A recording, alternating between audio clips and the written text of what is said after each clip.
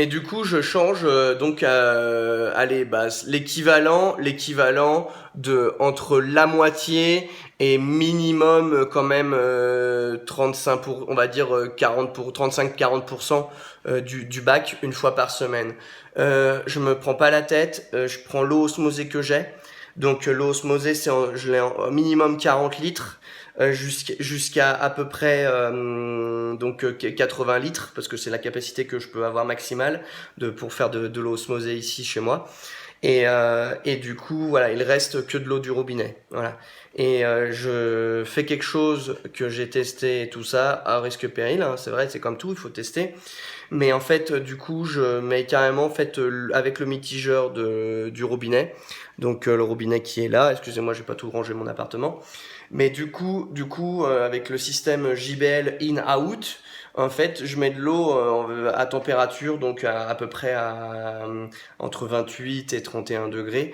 Et puis du coup, je la jette directement avec ce système-là dans le bac. J'ai remarqué une chose, en fait, les discus, ils sont, bah, je pense que comme tout autre poisson, j'ai testé aussi de faire mon changement d'eau avec la lumière allumée pour les habituer et tout ça. Moi, c'est comme ça. Je dis, excusez-moi, mais j'expérimente des choses, mais aussi c'est pour aussi donner des explications aux gens et tester des choses et un peu tout. Comme je dis, le discus c'est facile. C'est pour essayer, voilà, de prouver ceci que c'est pas si compliqué que ça. Et je trouve que les gens ils galèrent plus avec leur guppy qu'avec moi les discus et mes corridoras et mes ancistrus. Et du coup, au début, voilà, j'ai juste changé un petit peu l'eau, en fait, mais juste à très très peu. J'ai fait un essai et après, petit à petit, j'ai fait plus. Et puis, en fait, j'ai fait avec la lumière allumée. Bon, ça me permet aussi, c'est de mieux, oh, bah, quand j'ai la lumière allumée, ça me permet de voir aussi les plantes et de mieux les tailler plus facilement et tout. Et du coup, les discus, bah, en fait, se mettent sous les racines et même passe à côté des mains quand je suis en train de faire les taillages de plantes. Et ça se passe super bien. Après, il faut toujours mettre l'arrivée, on va dire ce qui aspire l'eau et le crachat de l'eau toujours au même endroit. Je pense que c'est ça qui aide beaucoup parce qu'en fait, eux, en fait, dans le fond, ils savent que c'est un cycle et ils ont de la mémoire, les discus. Je pense qu'ils ont même une mémoire hyper longue, un peu bah, comme c'est bête à dire, mais comme les carpe koi ou les choses comme ça.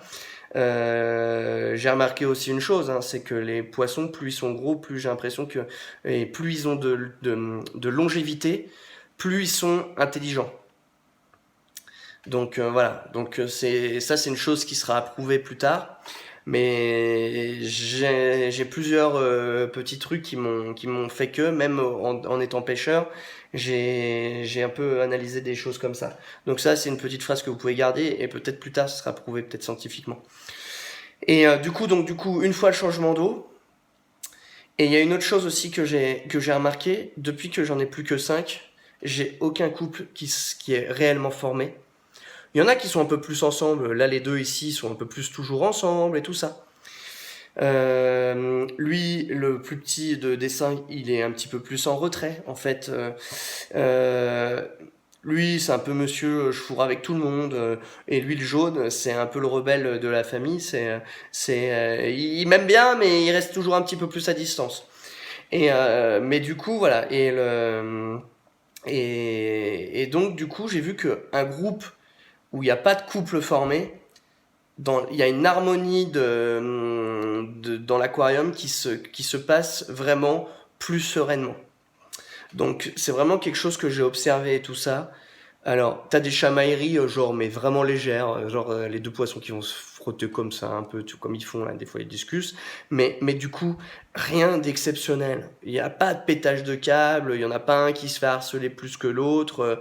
Voilà. La seule chose que j'ai vue, c'est que lui, bon là du coup on voit bien sa couleur donc naturelle, mais il a beaucoup plus souvent tous les traits qui s'alignent en fait pour un peu, bah, vu qu'il est plus petit, pour essayer de quand même d'impressionner les autres. Donc c'est un turquoise rouge et qu'elle crosse.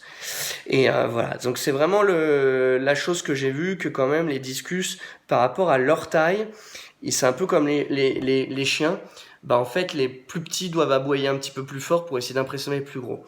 Bah, en fait, ça se passe par une attitude et puis par les lignes aussi, les lignes noires, donc les bandes pour ceux qui en ont. Qu'est-ce que j'ai à vous dire de cet aquarium-là? L'Échinodorus, donc du coup, a tellement poussé que j'avais carrément en fait des tiges, donc avec les tiges de naissance d'autres petits plants, qui faisaient donc à peu près 1,20 m de long et qui sortaient de l'aquarium.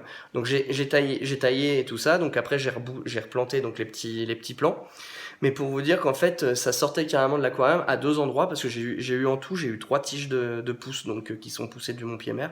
Ça c'est une petite fierté que j'ai. Donc voilà, en tout cas, le discus c'est facile, ça continue. À plus tout le monde.